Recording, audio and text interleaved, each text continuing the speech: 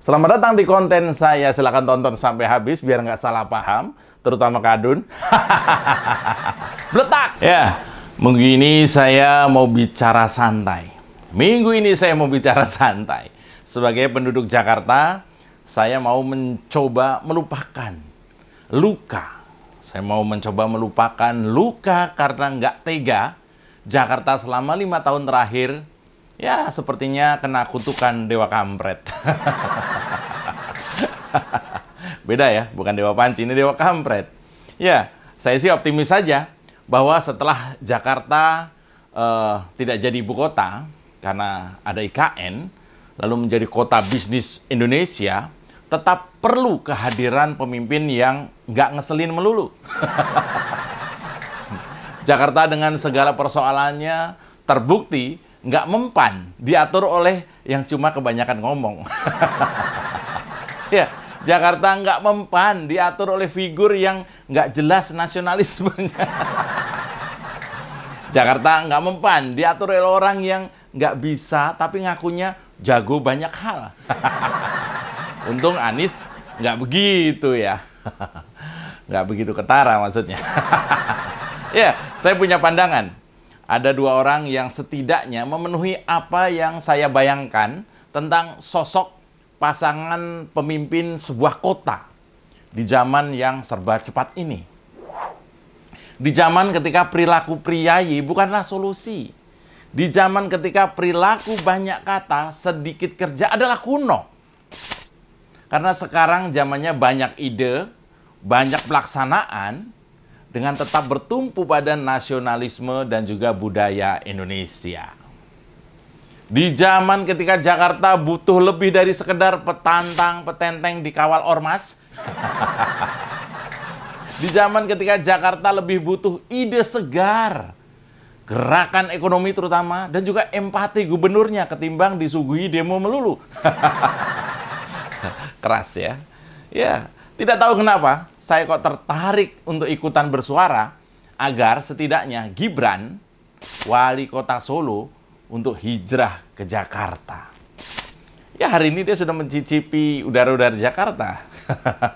Ini bukan tentang napak tilas bapaknya ya, tapi ini tentang krisis kepala daerah yang berintegritas dan nasionalis yang sangat diperlukan saat ini.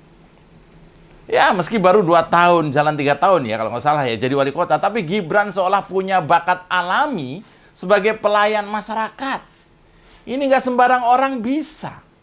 Semua orang bisa jadi pemimpin sebuah wilayah, tapi nggak semuanya mengerti tentang melayani warga. Gibran punya itu. Mungkin banyak juga kepala daerah muda saat ini, mungkin banyak. Tapi dia bukan Gibran. Kenapa? Begini. Kalau Anda adalah anak presiden 2 periode, saya yakin Anda nggak bakal mau nyetir mobil sendiri. Bisa jadi makan aja minta disuapin.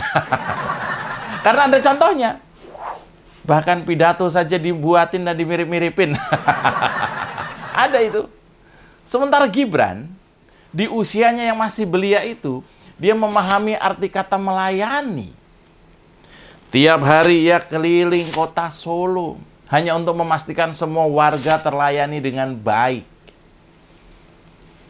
Tiap hari ia minta pantau sosial medianya, terutama yang terjadi di wilayah kota Solo ya, supaya bisa merespon cepat apabila ada misalnya pengaduan dari warganya. Hampir tiap minggu kota Solo diberondong dengan banyak event nasional dan juga internasional yang berkualitas. Sehingga perekonomian kota Solo bergairah dan bangkit bersama. Dan semua Gibran kerjakan tanpa menunggu warganya marah. Semua dikerjakan seolah memang ya alami, memang itu yang Gibran inginkan. Nggak perlu dipaksa-paksa dulu baru dikerjakan, nggak perlu dituntut warganya sendiri ke PT UN misalnya. Karena memang ada gubernur yang harus dituntut warganya sendiri ke pengadilan untuk mau kerja sesuai dengan janji kampanyenya dan warganya menang. Ini apa nggak malu? Kejadiannya di Jakarta lagi. Bagaimanapun Jakarta itu kan mercusuar, ditonton oleh seluruh rakyat Indonesia. Masih ingat ya? Ketika Anies harus dituntut warga daerah Mampang, Jakarta Selatan, gara-gara janji keruk kali. Janji hanya mengeruk kali. Itu kan pekerjaan yang nggak perlu banyak. Mengeruk kali, itu harus dituntut warganya dulu. Ya, kenapa mesti dikeruk ini kali? Karena memang menyebabkan banjir di sekitar warga di Mampang. Tiap hari saya lewat situ. Kalau mau ke studio ini, saya pasti ngelewatin kali itu. Saya lihat sendiri. Iya kan? Dan ini adalah janji kampanyenya, tidak dikerjakan sampai dituntut oleh warganya. Ya, harusnya kalau untuk mengerjakan pekerjaan yang sudah jadi tugas sesuai sumpah jabatan, masih harus didemo warganya sendiri. Ya, sebaiknya gubernur mundurlah. Mundurlah, Nis. Lucu juga ya kalau misalnya kurang beberapa hari kelar jabatan terus mendadak mundur. Tanggung amat.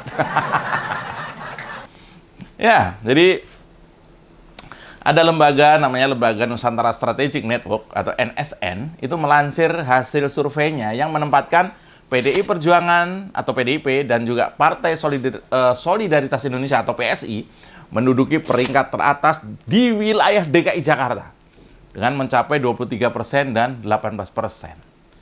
Bayangin, dua partai itu sudah lebih dari 20%. Dua partai ini kalau bergabung itu udah 30 hampir 40%. Jadi ada lembaga survei nasional kemarin itu merilis hasil surveinya, khusus hasil di Jakarta ya. Ini khusus di Jakarta yang menempatkan PDI Perjuangan dan PSI memuncaki perolehan suara dari responden. Di Jakarta loh ya. Ini berita baik ini. Artinya memang partai yang kemarin lantang mengkritisi Anies yang dianggap memang nggak bisa kerja, akhirnya dapat atensi dari masyarakat dengan menganugerahi mereka menjadi partai dengan suara terbanyak ke-1 dan ke-2 versi survei ini. Artinya ketika dua partai itu berperan sebagai oposisi terhadap Anies, elektabilitas PDIP dan juga PSI unggul di DKI Jakarta. Dan kalau kedua partai ini bergandengan tangan memajukan kandidat Gubernur Jakarta tahun 2024 nanti, maka saya meyakini Gibran Rakabuming Raka dan juga Grace Natali, masih ingat Grace Natali, bisa menjadi duo pasangan gubernur dan wakil gubernur. Setuju nggak? Saya lihat banyak juga yang mengangguk tanda setuju ya di depan YouTube. Setuju? Ya, kita bahas setelah yang satu ini. Selamat datang di Oposisi 69 bersama saya, Mas Jupre, episode Gibran dan Grace Natali, duet PDIP dan PSI. Tarik bambang, sedikit disenggol lapor polisi, padahal doyan nyenggol tanpa basa-basi. Orang ngebanyol, kok disomasi. Oh sial, semua salah Jokowi. Oh no, ini negara gua. Oposisi gak ada otaknya. Bangsat! Ya, ceritanya begini, Bos. Jadi karena PDI Perjuangan dan juga PSI, kedua partai ini berperan sebagai oposisi dan mengkritisi kebijakan Gubernur DKI Jakarta Anies Baswedan selama 5 tahun. Di hasil survei yang diumumkan kemarin, kedua partai itu memuncaki perolehan suara responden di Jakarta. Bahasa sederhananya, partai PDIP dan juga PSI adalah partai paling top saat ini di Jakarta. Kita tahu, beberapa waktu lalu selain PDI Perjuangan, ada partai yang anak muda banget, yaitu PSI, juga lantang terhadap Gubernur Anies Baswedan. Bahkan satu-satunya fraksi partai di DPRD DKI yang menolak laporan pertanggungjawaban APBD DKI Jakarta tahun anggaran 2021, yaitu PSI. Ya, anak muda banget, partai yang berani, nggak melulu soal duit, tapi kerja politik kreatifnya layak diacungi jempol. Ya, meski secara nasional PSI belum terlalu menonjol, tapi di Jakarta PSI seperti pahlawannya rakyat yang termarginalisasi. Ya, dan kalau bicara soal gubernur, apalagi gubernur Jakarta, maka saya akan tertuju kepada sosok ketua umum PSI yang pertama ya, yaitu Grace Natali. Wanita pintar yang sedang menempuh pendidikan S2 mungkin ya, di Singapura. Sangat layak sebagai figur muda, wanita yang berani, cerdas, dan pluralis. Yang selama 5 tahun terakhir ini, Jakarta seperti kering dari ketulusan keberagaman. Dan juga gerakan wanita yang nasionalis. Tidak terlalu kelihatan di Jakarta. Ibu gubernurnya yang kemarin itu kok berita yang naik soal hibah melulu. Ya, Gibran dan Grace saya meyakini adalah duo pasangan impian sebagai gubernur dan wakil gubernur Jakarta. Yang kalau melihat dari track record keduanya, saya mempercayai dua milenial itu bakal menjadi standar baru kepala daerah di Indonesia. Baru saja kita dibombardir dengan kisah gubernur Papua dari Partai Demokrat yang dengan ringannya diduga menggunakan duit otonomi khusus untuk berfoya-foya dengan judi sambil pelesiran di berbagai negara dengan jumlah yang nggak kira-kira 560 miliar. Begitu juga belum lama kita dengar ada wakil kepala daerah yang seolah mempromosikan program poligami bagi warganya. Belum lama juga ada kabar kepala daerah yang untuk mengatasi kemacetan lalu lintas di wilayahnya, dia sudah menciptakan 3 lagu. PKS lagi. Kita memang sedang krisis SDM level dewa. Kita kebanyakan punya kepala daerah, baik bupati, wali kota, atau gubernur, yang belum selesai dengan dirinya sendiri. Kalau ada kepala daerah yang melihat tumpukan duit milik warganya masih silau, masih hijau matanya, dia bukan kepala daerah. Bisa jadi dia adalah kepala perampok. Kalau ada kepala daerah, jumlah omongannya jauh lebih banyak dari jumlah yang dia kerjakan, mungkin dia bukan kepala daerah yang baik, tapi memang cuma tukang paparan aja. Sales dong ya. Ya oleh karena itu, kita perlu mulai di mana ada pasangan gubernur dan wakilnya yang memiliki latar belakang yang baik, punya kemandirian pikir yang mumpuni, dan punya ketegasan dalam mengawal semua rencana kerja kotanya. Gibran hampir banyak orang sudah kenal, akhlaknya baik, sudah nggak mikirin duit lagi, keluarganya juga harmonis, pendidikannya baik, karakternya membanggakan.